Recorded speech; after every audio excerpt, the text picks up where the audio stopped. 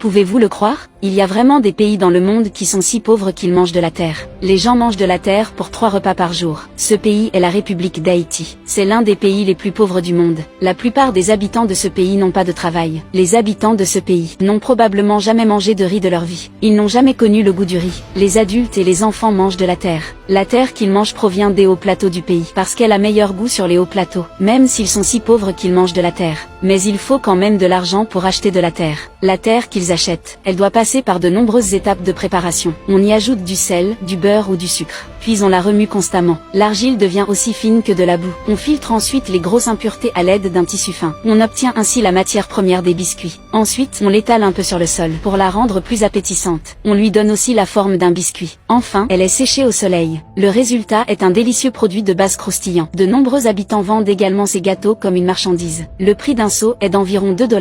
Regardez comme ils sont heureux de les manger, dans leurs yeux, tant qu'ils ont un morceau de terre à manger. C'est une chose relativement heureuse. Mais en fait, manger cela ne les rassasie pas vraiment. Ce n'est pas non plus très nutritif. Ce n'est pas bon pour leur santé s'ils en mangent trop. Alors pourquoi continuent-ils à en manger? Parce que lorsqu'ils le mangent, la terre n'est pas digérée. Au lieu de cela, elle reste collée à l'estomac. Cela crée une illusion de satiété. C'est pourquoi nous voyons ces enfants. Ils sont tous très maigres. Mais il n'y a rien à faire. C'est leur vie. Survivre ici, c'est toute la force qu'ils peuvent rassembler. Et nous vivons dans un pays si merveilleux. Comment pouvons-nous ne pas être à la hauteur de la chance que Dieu nous a donnée? Chaque fois que vous avez envie de baisser les bras, pourquoi ne pas regarder cette vidéo? Les gens qui ont eu une vie si difficile continuent à sourire et à vivre. Par rapport à toutes les mauvaises choses auxquelles nous devons faire face, qu'est-ce que ça vaut?